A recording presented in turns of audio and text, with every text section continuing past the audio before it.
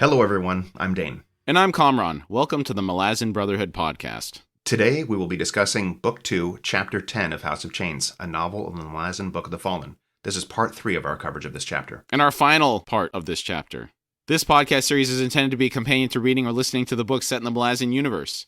It is not a book review, and it is most definitely not a replacement to reading the books. We will be covering the events of the books in a linear fashion. There will be spoilers for those who have not read the books. We will try not to spoil anything prior to us covering that portion of the respective book. Today's episode contains historical discourse, and thus may not be suitable for individuals plagued by chronofactophobia.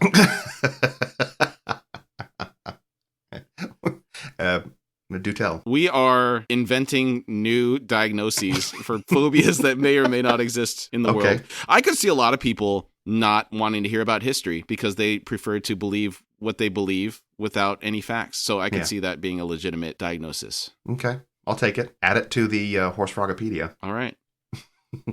Will the Horse Frogopedia be cited alongside Freud? All you need to do is get it peer-reviewed, and then we're in there. Nice. I'll work on that. Good. Our show is listener-supported. If you would like to support us, we would really appreciate that. You can do so by visiting our Patreon link on our website at horsefrogproductions.com. Currently, we are posting ad-free episodes on Patreon weekly. Also, we'd really like to hear from you. Send any feedback or comments to contact@horsefrogproductions.com. All right, Chapter 10, Part 3. We go back to Hebrick and Lorik, and Lorik is preparing Hebrick's Henbara tea.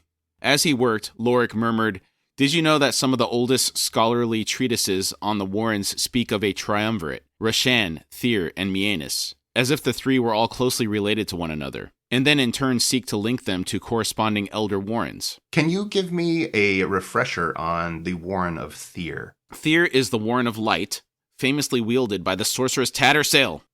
Okay, that's it. Do you want any more? I mean, in the context of this, you have Rashan would be darkness, right? And then Mianus is shadow. They seem to be pretty murky to The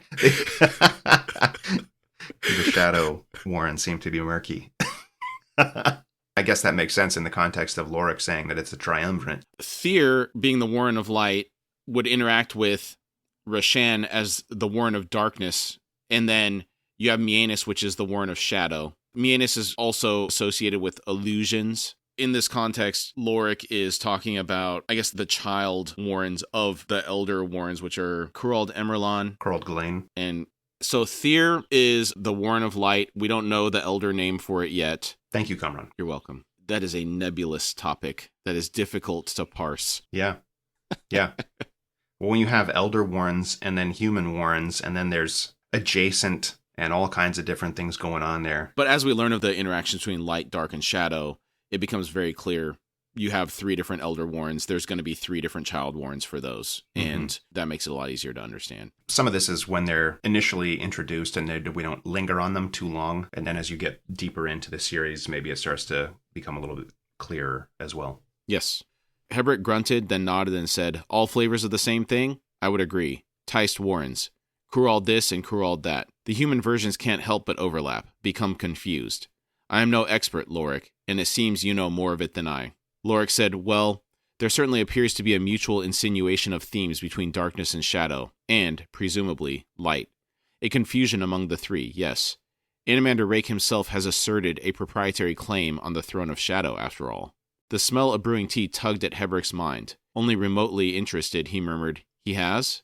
Lorik said, "Well, of a sort. He set kin to guard it, presumably from the Ticed Edur. It is very difficult for us mortals to make sense of Ticed histories, for they are such a long-lived people. As you well know, human history is ever marked by certain personalities, rising from some quality or notoriety to shatter the status quo. Fortunately for us, such men and women are few and far between, and they all eventually die or disappear. But among the Ticed, well, those personalities never go away, or so it seems. They act and act yet again. They persist. Choose the worst tyrant you can from your knowledge of human history, Hebrick. Then imagine him or her as virtually undying. In your mind, bring that tyrant back again and again and again. How, having done so, would you imagine our history then?" Hebrick said, "Far more violent than that of the Ticed, Lorik. Humans are not Ticed. Indeed, I have never heard of a Ticed tyrant." Pausing here for a second, Calor to me, is the first human that comes to mind when I think of a tyrant that is not dying. He has led kingdoms again and again. Mm-hmm. Burned kingdoms. Yeah. I would definitely lump him into the tyrant role, 100%. I'm reminded of that quote where he's going on and on about, I've done this, I've done that. He's talking to Brood, and he goes, do you know what this means? And Brood said, yes, you never learn. That's good. I did Love know that quote. That's good. Lorik said, perhaps I used the wrong word. I meant only, in human context, a personality of devastating power, or potential. Look at this Malazan Empire, born from the mind of Kellanved, a single man. What if he had been eternal? Something in Lorik's musings had reawakened Hebrik. He said, eternal? Then he barked a laugh and continued, perhaps he is at that. There is one detail you might consider, perhaps more relevant than anything else that's been said here, and that is, the Teist are no longer isolated in their scheming. There are humans now, in their games, humans who've not the patience of the Teist, nor their legendary remoteness. The warrens of Cruald Galain and Cruald Emerlon are no longer pure, unsullied by human presence. Mienus and Rashan, perhaps they are providing the doors into both darkness and shadow. Or perhaps the matter is more complex than even that. How can one truly hope to separate the themes of darkness and light from shadow? They are, as those scholars said, an interdependent triumvirate. Mother, father, and child. A family ever squabbling. Only now the in-laws and grandchildren are joining in. He waited for a reply from Lorik, curious as to how his comments had been received, but none was forthcoming. The ex-priest looked up, struggled to focus on the high mage, who sat motionless, a cup in one hand, the ring of the brewing pot in the other, motionless and staring at Hebrik. Hebrik said, Lorik, forgive me, I cannot discern your expression. Lorik rasped, well that you cannot. Here I sought to raise the warning of Teist meddling in human affairs, to have you then voice a warning in the opposite direction. As if it is not us who must worry, but the Teist themselves. Hebrik said nothing. A strange whispering suspicion flitted through him for a moment, as if tickled into being by something in Lorik's voice. After a moment he dismissed it. Too outrageous, too absurd to entertain. I wonder what he suspected there. Do you have an idea? Because I don't, but it's interesting that I'm thinking of Lorik, or at least the way he's talking, having all kinds of information, and to be surprised by Hebrik surprises me. Do you have an idea of what he's suspecting here that he doesn't say? If Lorik has all this information about Teist and he's voicing a warning to the humans, maybe his reaction is indicating to Hebrik that Lorik may not be human. We don't know what Lorik is. He could be, or he could not be. We know so little about him right now, but his advice does seem to be coming from outside of humanity. But that could be just because he's a mage of some sort and he just has a lot of information. Plausible. So, I mean, that's what I'm saying is like, I don't know what else Hebrik would be thinking here. Okay. Do you have any ideas? No, I don't. This is a heady conversation that they're having, and it's going to continue to go down that road. So I'm still trying to take it in and work it out as we go through. So at this point, I don't have a thought about what it is, but I just find it interesting that both of them have a lot of information. Hebrik was he was a high priest or an ex-high priest, but did he have... He was a historian, too. He was a historian as well. So yeah, so he has a lot of information himself, and this is like kind of a battle of wits between the two of them, not really revealing all the cards that they have. And we've seen this from Hebrik already with the reading of the deck of dragons. He's kind of guarding what he knows. Lorik seems to be doing the same thing. It's kind of an interesting back and forth between them of not revealing too much. That's all I'm thinking about right now. I don't really blame them, though, in this context, because nobody trusts each other in this camp. Right. We've discussed that before. It seems very dangerous to fully tip your hand in this place. Yeah. Though Lorik doesn't strike me as overtly as disgusting or dangerous and scheming as the other people like Febril or Corbolodam or Bidithal or even Leomin to some degree. Yeah, which is exactly how I see he could be the most dangerous, because he seems the easiest one of all of them. So unless he's playing some crazy high-level deception that he's just the nicest ever as a way to get what he wants out of people, who knows? That's a great point. Maybe he's got charisma maxed out. Yeah, he maxed it. He maxed his charisma. And you just trust him. He's a good-looking guy. He's obviously trustworthy, so why not? Why wouldn't I trust him? So. Right. Exactly. I don't know what he looks like. I'm just saying, you know how people tend to trust good-looking people more? Like there's a psychological bias They think they are more intelligent than they may be. They give them more credit than they deserve just because of their looks. Have you heard of that? No, but I guess if I'm thinking of how much people love to listen to celebrities and stuff, it kind of makes sense. Yeah. It was better when we didn't know them as well, I think. Yeah. Just like, you can fill in whatever you want. The more you get to know somebody, everybody's so complex. Yeah. Nobody's ever 100% in alignment for the most part. Right. Lorik poured the tea. Hebrik sighed and said, "It seems I'm to be ever denied the succor of that brew. Tell me, then, of the Jade Giant." In case anybody forgot what we were talking about last week, Lorik showed up here proposing that he would tell Hebrik of the Jade Giant in return for information about what Hebrik is sensing about the Master of the Deck. That's right. The quid pro quo. Lorik asked, "And in return you will speak of the Master of the Deck?" Hebrik replied, "In some things I am forbidden to elaborate." Lorik asked, "Because they relate to Shaik's own secret past?"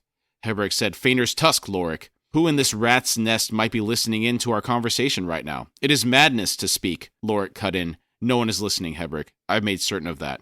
I am not careless with secrets. I have known much of your recent history since the very beginning." Hebrik asked, "How?" Lorik replied, "We agreed to not discuss sources. My point is, no one else is aware that you are Malazan, or that you are an escapee from the Odotaral mines. Except Shaik, of course, since she escaped with you. Thus, I value privacy, with my knowledge and with my thoughts, and am ever vigilant. Oh, there have been probes, sorceress questings, a whole menagerie of spells as various inhabitants seek to keep track of rivals, as occurs every night." Hebrik said, "Then your absence will be detected." Lorik said, "I sleep restful in my tent, Hebrik, as far as those questings are concerned, as do you in your tent, each alone, harmless." Hebrik said, "You are more than a match for their sorceries, then, which makes you more powerful than any of them."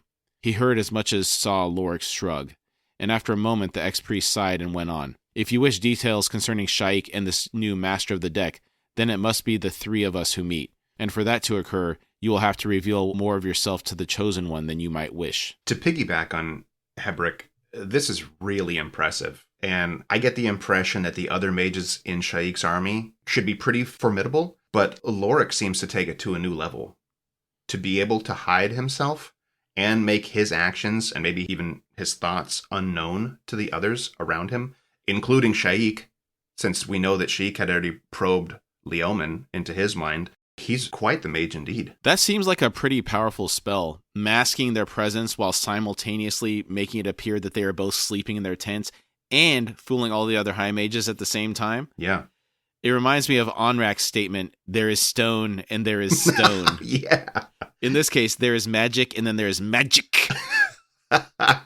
Yeah. I'm getting the impression that if they're just sorcerously probing and he's able to mask that, but if somebody were to actually come by the tent and like do a little peek through the tent flap and actually see, I guess through illusion, that there is somebody laying there, this is quite an impressive level to me. I agree. Lorik said, "Tell me this at least. This new master, he was created in the wake of the Malazan disaster on Genebakis. Or do you deny that?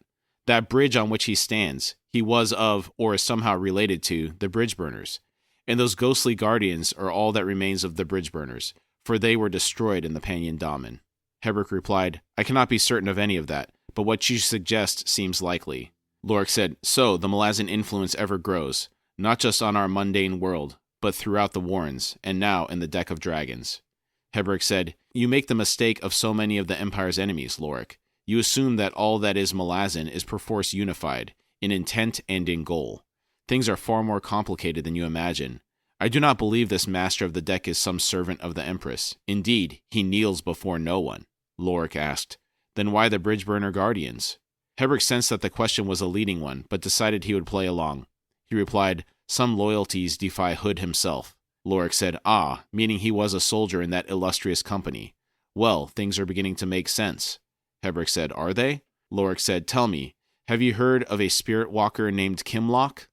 Hebrik said, "The name is vaguely familiar, but not from around here." "Karakarang? Rutu Jelba?" Lorik said, "Now resident of Erlatan. His history is not relevant here, but somehow he must have come into recent contact with the bridge burner. There is no other explanation for what he has done. He has given them a song, Hebrik, a Tano song, and, curiously, it begins here, in Raraku. Raraku, friend, is the birthplace of the bridge burners. Do you know the significance of such a song? Hebrik turned away, faced the hearth and its dry heat, and said nothing. After a moment, Lorik went on. Of course that significance has now diminished somewhat, since the bridge-burners are no more. There can be no sanctification. Hebrik murmured, No, I suppose not. Lorik said, For the song to be sanctified, a bridge-burner would have to return to Ruraku, to the birthplace of the company. And that does not seem likely now, does it? Hebrik asked, Why is it necessary a bridge-burner return to Ruraku? Lorik said, Tano sorcery is elliptical. The song must be like a serpent eating its tail. Kimlock's song of the bridge-burners is at the moment without an end, but it has been sung, and so lives. He shrugged and continued, It's like a spell that remains active, awaiting resolution. There is so much information here that ties back to Deadhouse. I'm wondering how Lorik knows all about what went on between Fiddler and Kimlock. I don't think he knows about the interaction between Fiddler and Kimlock.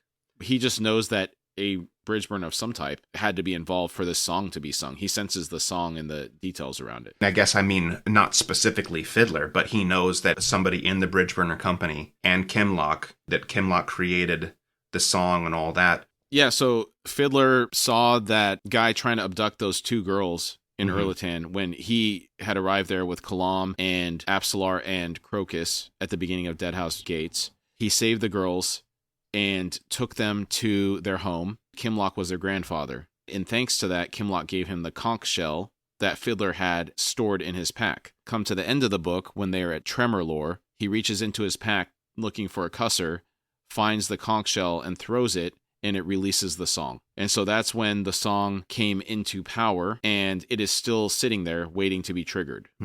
Interesting. To think of what Lorik is talking about, where it's elliptical, the song is just sitting in limbo and waiting for completion. I mean, this is a really interesting situation here. That's an interesting concept for sorcery, where you have to reach some type of conclusion in order for it to manifest. Yeah, not just casting a spell, a wave of darkness or fireball or anything like that. This is something completely different. Very interesting. Okay.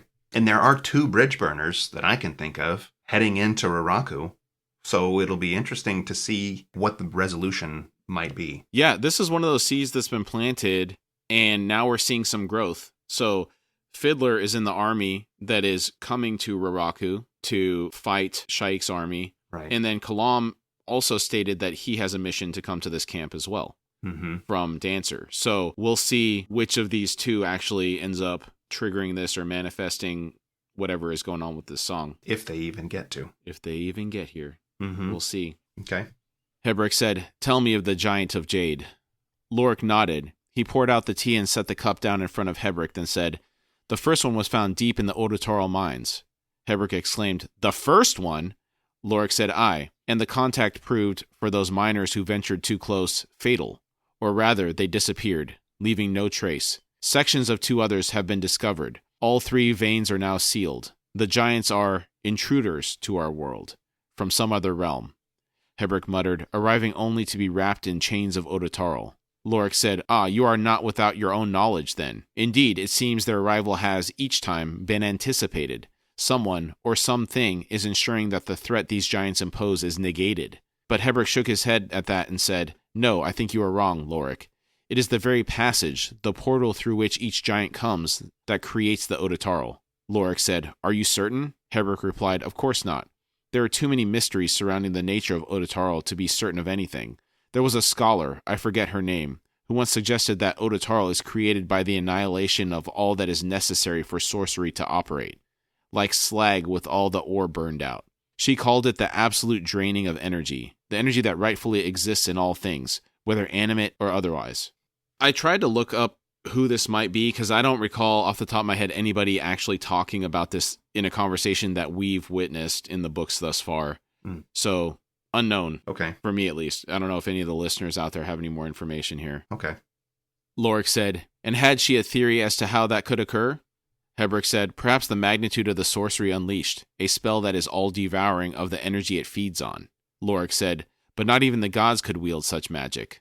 Hebrik said, True, but I think it is nevertheless possible, through ritual, such as a cadre or army of mortal sorcerers could achieve. Lorik nodded and said, In the manner of the ritual of Talon, aye. Hebrik reached for his cup and said softly, or the calling down of the crippled god. I did find these theories of where Odotarl comes from interesting. Mm-hmm. My thoughts turn to northern Genebakis and the Odotarl that Karsa and the Teblor used to create their blood oil. Is there something trapped there as well that we don't know about? That's right. I think Leoman had said the Empire doesn't even know about that, and it's good that they don't. So I guess the Teblor don't know anything. We don't either. But yeah, I've forgotten about that one. And I'm going to eat the tail of the Tano song that I sung earlier, bringing Kalor back up again. It still gets me that they called the crippled god down to try to remove Kalor from power. I think about how formidable he must have been to have to go to that degree to try and take him off his throne on Jakuruku. It is interesting because he's a human for what we know, right? Like, yes. How is he so powerful? Are there any books that cover Kalor specifically that Erikson's written or Esselmont? I don't think so. Not yet. I mean, this feels like such a cliffhanger for why he has so much power that all this is going on, or at least that they're purporting that that's why it's happening. And there's no backstory for Kalor. And allegedly, he's done it multiple times. Wow. Where he's had an empire risen from nothing, and then it collapses, and then does it again and again. To have that skill set, it just makes me wonder about him. It's such an interesting character. Yeah. And I guess to bring that quote of Brood up, that he never learns is like, you're so powerful, you're so long-lived, you continue to do the same thing over and over. I guess what do they say? That's the definition of insanity? Insanity, yeah. It's curious because he knows how to get there. I wonder if it's always inevitable that to get there, you have to have a certain level of control over the empire, and then it can't sustain itself because humanity is bound to collapse under the weight of that size. Like, it's not designed to operate that way. Maybe so. That's an interesting thought, too. Yeah. As we're seeing in the world today. Indeed. Because there's too many interests involved in trying to have so many people live the same way. Right. People are too diverse to put a strict framework on everybody has to live one way. Because some people want to live one way, some people want to live another way, and to try and get a all-encompassing set of rules that applies to all of them, I think it's just impossible. I agree. Like you said, the diverse nature of humanity, I can't see the utopia that people want ever coming to fruition. Lorik was motionless, staring fixedly at the tattooed ex-priest. He said nothing for a long time whilst Hebrik sipped the Henbara tea. He finally spoke. Very well. There is one last piece of information I will tell you. I see now the need, the very great need to do so, though it shall reveal much of myself. Hebrik sat and listened, and as Lorik continued speaking, the confines of his squalid hut dimmed to insignificance, the heat of the hearth no longer reaching him, until the only sensation left came from his ghostly hands. Together, there at the end of his wrists, they became the weight of the world. So the section ends.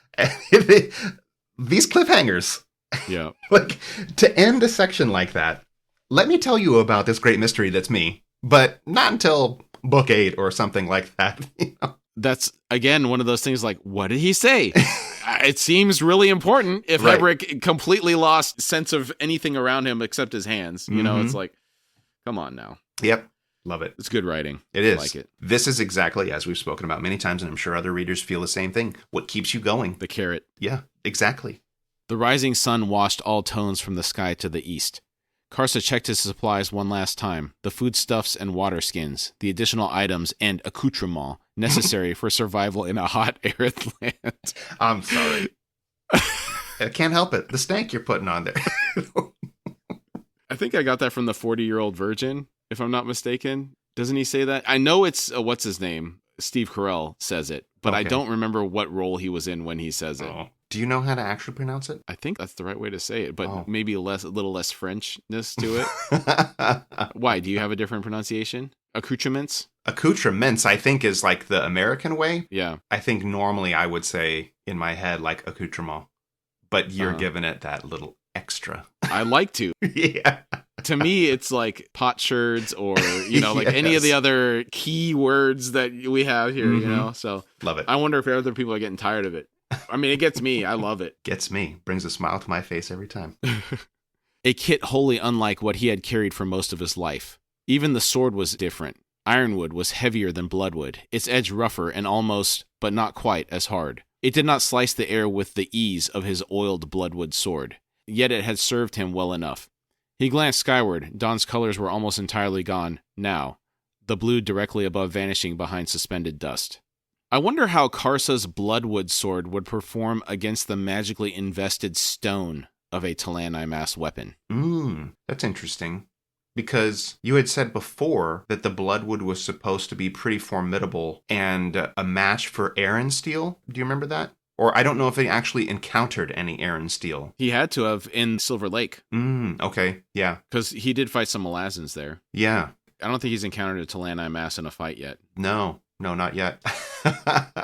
Interesting. Yeah, because it's like a resin edge. And even though it is hard, the edge retention is something that I wonder about. Yeah. Otherwise, you'd end up with a dented up stick.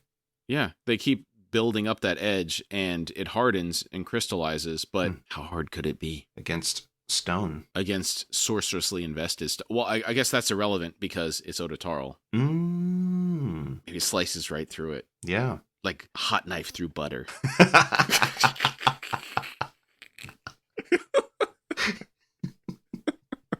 Yeah. What do you think as the resident bladed weapons expert? What's your analysis of this situation? I can't help but think even blood oil invested wood being able to stand up against stone. Like even if the blood oil could do something to the magics invested in a stone sword, then we're coming down to wood versus stone. And I can't help but thinking that a stone sword would still kind of best the bloodwood. Interesting. Because I think that for a sword to be that long, stone is... It seems to me like it would crack because depending on where the strike occurs, if it's mid-blade, it seems like that would put a lot of force there. And, if the sorcery is taken out of it, it just seems like it would crack in half. Maybe. But let's consider the molecular construction of flint. Yeah, tell me about that, please. How many carbon atoms are in an array? If we look under a molecular microscope and look at the configuration of the... of the crystals within the carbon... Right. You can see that the dispersal of all of the atoms are very close together, giving it a much tighter structure. The thing you have to remember about bloodwood is... Ridiculous. Here in Raraku's heart, the whirlwind goddess had stolen the color of the sun's own fire, leaving the landscape pallid and deathly. Karsa heard a voice. Colorless Karsa Orlong?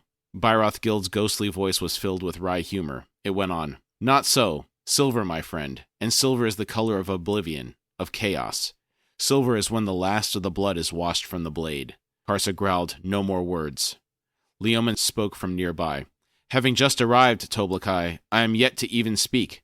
Do you not wish my farewell? Karsa slowly straightened, slinging his pack over his shoulder. He said, words need not be spoken aloud, friend, to prove unwelcome. I but answered my own thoughts. That you are here pleases me. When I began my first journey, long ago, none came to witness.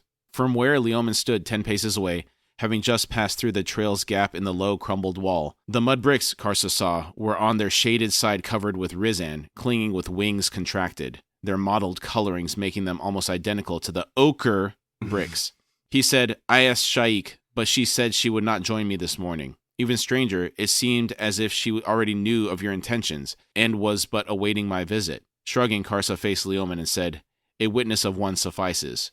We may now speak our parting words. Do not hide overlong in your pit, friend, and when you ride out with your warriors, hold to the Chosen One's commands. Too many jabs from the small knife can awaken the bear, no matter how deep it sleeps. Leoman said, it is a young and weak bear this time, Toblakai. Karsa shook his head, saying, I have come to respect the Malazans, and fear that you would awaken them to themselves. We've talked about this a little bit before. It still impresses me that even someone like Karsa can have respect for the Malazans after all that he's been through. He's been captured by them, he's been beaten by them, but he still has a level of respect. And I guess we can kind of tie that back to Keeper. Keeper punched the hell out of him, but he has respect for the guy. So I guess it's force that he is respecting. Maybe that's why he says that he respects the Malazans. I see this a little bit differently. I don't know if I did a good job of explaining this in the past, but sometimes I think about the power of somebody that does not want to follow the rules of society. They could go out and ruin somebody else's life by doing something terrible to them. But they cannot survive a organized force of peacekeepers in a society. Right. Like a police force, for example, to enforce the laws. Right. Okay. So an individual can exert great power over another individual, but then at a certain point, the society overpowers that individual. Okay. And so Karsa may have felt that? I think that's what he saw. Even just the limited amount of Malazans in Silver Lake were capable of accomplishing when they worked together against him and his raiding party. Okay. Now, if you had equal numbers, the Teblor obviously could probably overpower them. Yeah. But I think that's where he's coming from. Separately, I think he respects them because he has seen worse members of society, for example, Silgar or Bidithal or these other tribes that are fighting with each other in Seven Cities. They want power, but they're not really making anybody's lives better. They're just there to enforce a power structure from the people that are in power on people below them. It's true. Okay. Whereas the Malazans seem to have a more fair view of you can't have slaves. I mean, Right. Sure, if you're going to misbehave, you're going to go to jail if you don't follow our laws. But generally speaking, the quality of life for people in the Malazan Empire appears to Karsa to be better than that of the alternatives that he's seen. It's a good point. Well spoken, sir. Thank you. I'm still formulating the best way to think about that individual versus society dynamic. Because I think of things like serial killers and stuff like that, like how many people's lives they ruin before they get caught. Yeah. And families' lives and stuff, or people drunk driving ruin somebody's life, killing their family members. And they do it multiple times. You have to have some type of enforcement mechanism that deals with those situations. You'd think so. But a lot of times it doesn't seem to work out that way. Yeah, I mean, corruption's a whole other topic. Yeah. We don't need to get into that. Wealth, getting you out of things that you shouldn't get out of. Mm-hmm. That type of stuff. Right. Rules for thee and not for me, sir. Right. Leoman replied, I shall consider your words, and now ask that you consider mine. Beware your gods, friend. If you must kneel before a power, first look upon it with clear eyes. Tell me, what would your kin say to you in parting? Karsa said, May you slay 1,000 children. Leoman blanched and said, Journey well, Toblakai. Karsa said, I shall. Karsa knew that Leoman could neither see nor sense that he was flanked where he stood at the trail's gap in the wall. Delam Thord on the left, Byroth Guild on the right. Teblor warriors, blood oil smeared in crimson tones even the whirlwind could not eradicate, and they stepped forward as the Teblor swung about to face the western trail. Karsa heard their voices. Lead us. Lead your dead, war leader. Byroth's mocking laugh clicked and cracked like potsherds breaking beneath Karsa Orlong's moccasins. The Teblor grimaced. There would be, it seemed, a fierce price for the honor. Nonetheless, he realized after a moment, if there must be ghosts, it was better to lead them than to be chased by them. Karsa heard Byroth say, If that is how you would see it, Karsa Orlong. It is a more positive way to look at the situation, more of a glass-half-full approach. Would you rather run in fear of them or lead them? Sometimes reality is what we make of it. Yeah. And I like to see how he's turned the corner on that. It sounds like, I don't know if I want to say fearful necessarily. I don't think that Karsa really fears. I think he was. You think he was fearful? When he stood on that mound of bones and the chains were going out in every direction and the dead were coming towards him, he was terrified. That's true. He did shriek, didn't he? Yes. Okay. So, well, then definitely, I guess, to not be fearful of them. And also, maybe he's got a new level of comfort, it sounds like, with Delam and Byroth in company, maybe a buffer between the rest of it. But yeah, it's good to see this. In the distance rose the swirling wall of the whirlwind. It would be good, Karsa reflected, to see the world beyond it again after all these months. He set out, westward, as the day was born. Elsewhere in Shaik's camp, as he settled onto the cushions, Chemist Rello said, He has left. Corbolo Dom eyed the mage, his blank expression betraying nothing of the contempt he felt for the man. Sorcerers did not belong in war, and he had shown the truth of that when destroying the chain of dogs. Even so, there were necessities to contemplate, and Rello was the least of them.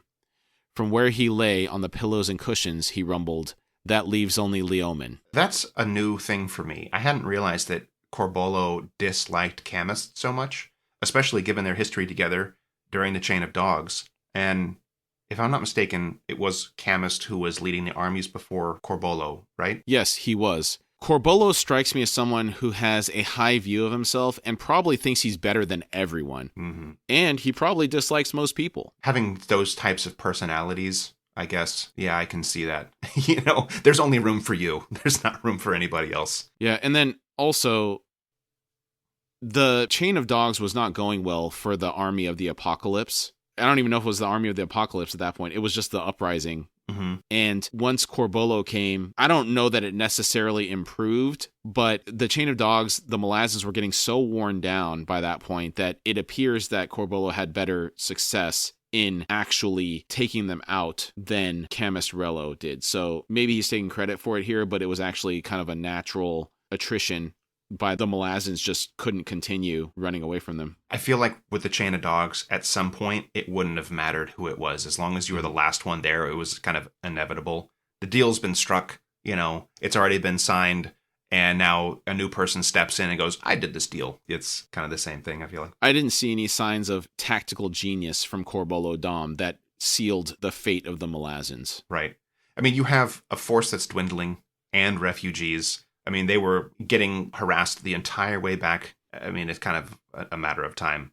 It would be very challenging to win that under those circumstances. There were a couple of wild cards thrown in where one of the tribes helped the Malazans escape in Deadhouse Gates.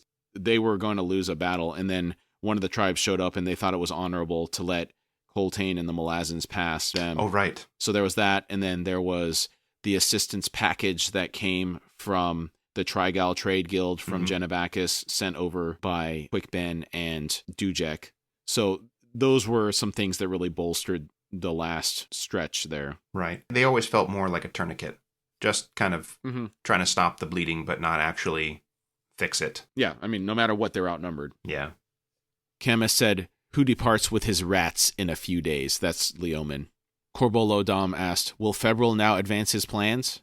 Camus Rello shrugged and said, it is hard to say, but there is a distinct avidness in his gaze this morning. Corbolo Dom thought avidness, indeed, another high mage, another insane wielder of powers better left untapped. He then said, there is one who remains, who perhaps presents us with the greatest threat of them all, and that is Ghost Hands. Camus Rello sneered as he said, a blind, doddering fool.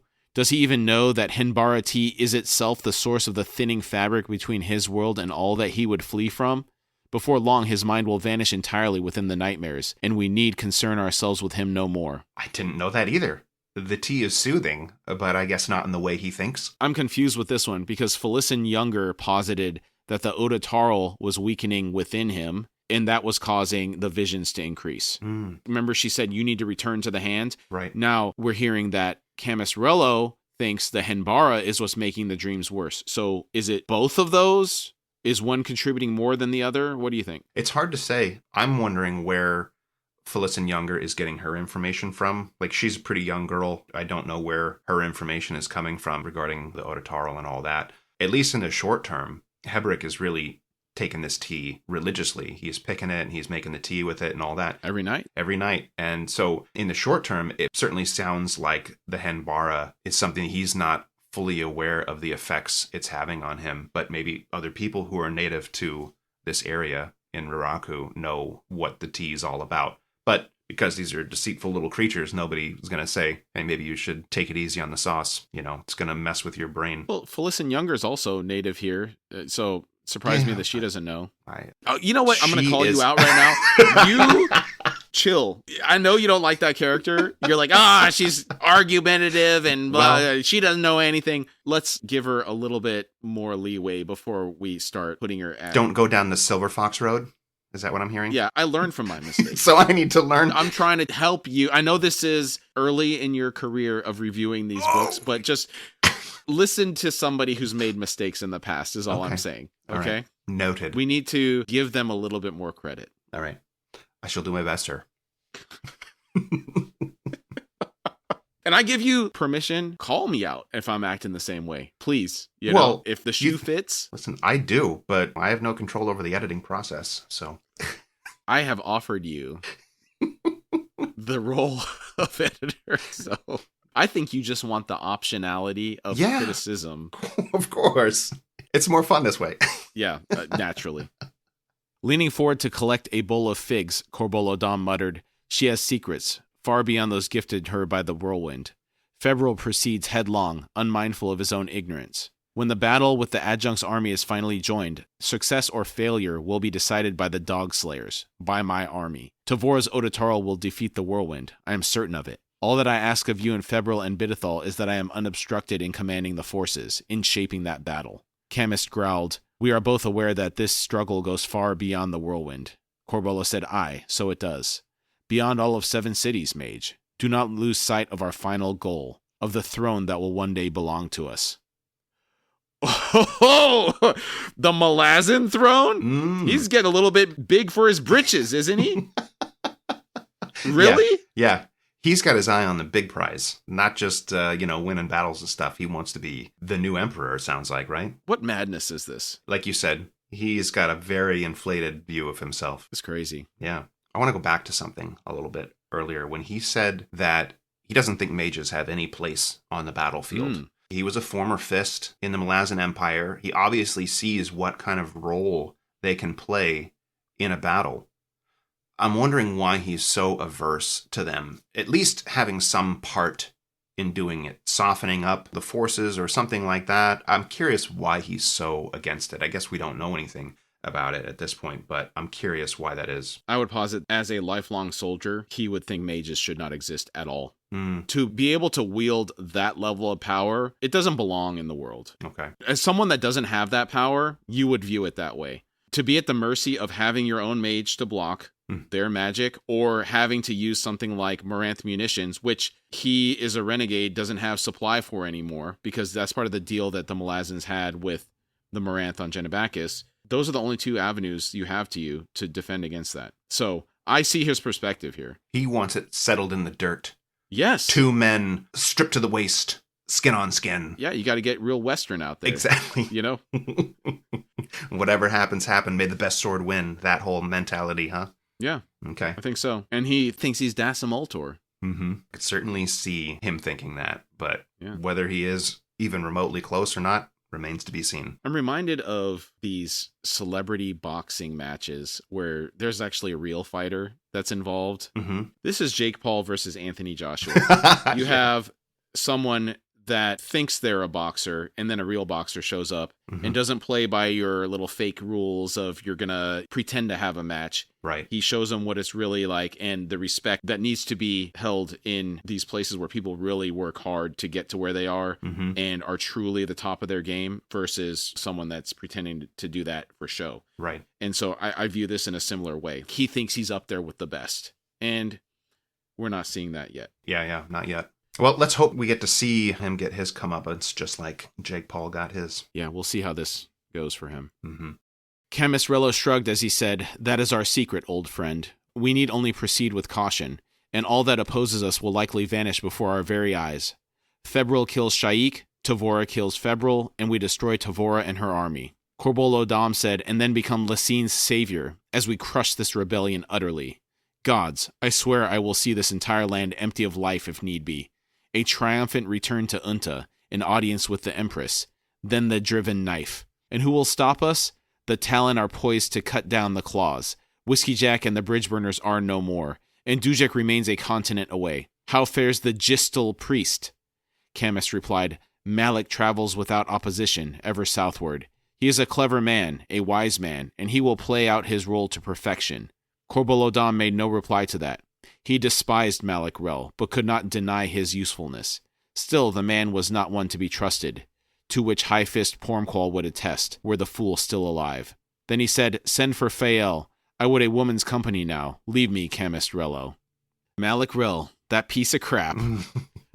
My blood pressure's going up just thinking about him. Didn't you just warn me about delving too deep into the hatred mines? Yeah, but I'm going to use my voucher of exceptions for him because he deserves whatever comes to him. Yeah, you're not wrong. I'll put Silgar in there too, in Bidithal. Mm-hmm. Like, there's a bucket of people that... there's a couple, right? Maybe we just need to they look get a the pass. Other direction. Yeah. Yeah, they get a pass of the hatred. How does Corbolo know about the Talon? I thought that was privileged information. Mm-hmm. Maybe because he was a fist, he had the quote-unquote security clearance, as it were. Yeah, maybe. I'm wondering the same thing. Even Cotillian's conversation with Lestara. Cotillian had no information about the Talons. They are utterly that he was destroyed. willing to divulge. Well, okay, maybe so. But he acted surprised. He seemed genuine, and there didn't seem to be any kind of obfuscation of the truth. Precisely. So, again, it's curious how Corbolo Dom has this information. Maybe he thinks he has information. It's unclear, but I wonder the same thing. The High Mage hesitated, and Corbolo scowled. Chemist whispered, "There is the matter of Lorik." Corbolo snapped, "Then deal with him! Be gone!" Bowing his head, the High Mage backed out of the tent. Sorcerers. Could he find a way to destroy magic, the Napan would not hesitate. The extinction of powers that could slaughter 1,000 soldiers in an instant would return the fate of mortals to the mortals themselves, and this could not but be a good thing. Back to reading 2 sentences away. We're professionals, people. Absolutely professional. This is stream of consciousness. It's not pre-planned, so we are reacting in the moment. Yeah. The death of Warrens, the dissolution of gods, as memory of them and their meddling slowly vanished, the withering of all magic. The world then would belong to men such as Corbolo himself, and the empire he would shape would permit no ambiguity, no ambivalence. His will unopposed. The Napan could end once and for all the dissonant clangor that so plagued humanity, now and throughout its history. Corbolo Dom thought, "I will bring order, and from that unity. We shall rid the world of every other race, every other people. We shall overpower and crush every discordant vision, for there can in the end be only one way of living, of ruling this realm. And that way belongs to me." A good soldier well knew that success was found in careful planning, in incremental steps. Opposition had a way of stepping aside all on its own. Corbolo thought, "You are now at Hood's feet, Whiskey Jack, where I have always wanted you. You and your damned company, feeding worms in a foreign land. None left to stop me now." What a guy. I'm wondering, where's Mathok in all this? He had mentioned wanting to control all the armies, everybody step aside. We keep hearing about what Corbolo wants to do, but I had thought that it was Mathok who controlled armies. Or maybe he only controls his part of an army? Yeah, I think he controls the tribes that have joined.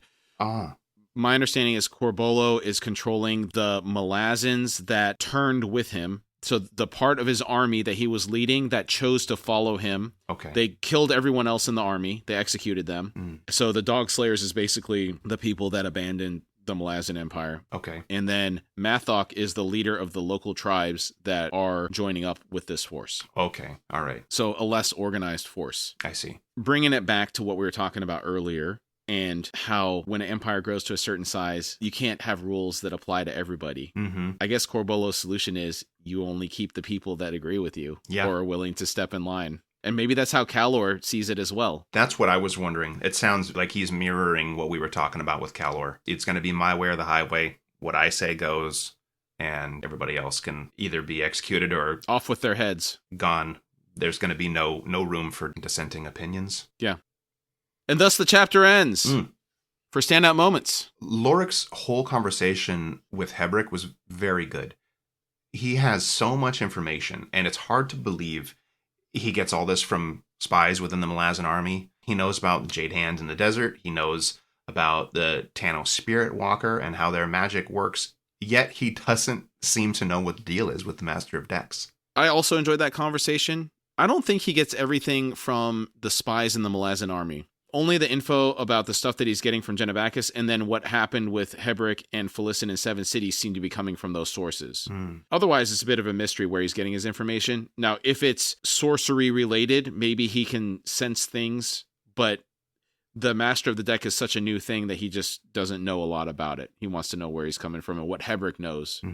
So that's what he's fishing for. It makes me wonder if Lorik knows about this other stuff about Hebrick and Felicin, that maybe he's pushing Hebrick to answer about the Master of Deck because he suspects he knows their background with the Malazans, that he would have some more information. Ex-priest of Fenner and a historian as well. In that conversation, it was established that the Master of the Deck was a former bridge burner. So I guess by extension, he knows it's a Malazan, but I don't think he came into that conversation assuming it was a Malazan. He just knew that Hebrick was holding something back, didn't want to talk about it. Even Shaikh sensed it. Right. And so I think he's just wanting to understand more about what's going on there. Okay. The information about the song that Kimlock sang for the Bridgeburners, as well as the information about multiple jade statues being found on the Ototaro Island, was appreciated. Yeah. Another one of these fun little info dumps, finding out all these little pieces that he knows, and you just get to work through them a little bit with those characters. I like it too. Yeah, and then, is there a jade giant right. in northern Genebakis on the Lateron Plateau? Mm-hmm. Another fun little question that you don't have any answer for. Yeah. I like that Byroth and Delim are with Karsa on a more permanent basis and not simply stuck in that grove. Like he'd have to commune with them in that grove. Mm-hmm. He needed Byroth's challenging statements. Iron sharpens iron, after all. Yeah. It's one of those bittersweet feelings. Too little, too late. Now he's appreciating the commentary of Byroth, the questions that Byroth would always raise. And in the beginning of the book, he was too stubborn to see it. There was no room for questioning his views or anything like that. And at least he's getting it now, I guess. Or hopefully we'll see as they go on that he'll be getting more value out of Byroth's questions and his point of view. Yeah. Hearing the way Corbolo and Camus are talking, I'm getting the impression they had an idea everyone was leaving the camp at some point and just biding their time. They have some secret plans with Febril. Your old pal Malik Rel is still involved. Lots of scheming happening. Everyone has their own plans, and they all think they're going to win. And often plans only last as long as the first punch is thrown. You're right. What is that? Everybody's got a plan until they get punched in the head? Is that Mike? Yeah. Yeah. All right. All right. Great job today, Dane. Good job, Kamraun. Thank you. You got any final thoughts? I think we touched on it last week. We're finally getting somewhere. Tavora's army's moving. People are heading out of Shaik's camp. Karsa's on the move. All the pieces on the board are finally starting to head out, and I'm excited to see where everybody ends up. Agreed. Looking forward to it. All right. Thanks, everybody. We'll see you next week. We'll see you next week.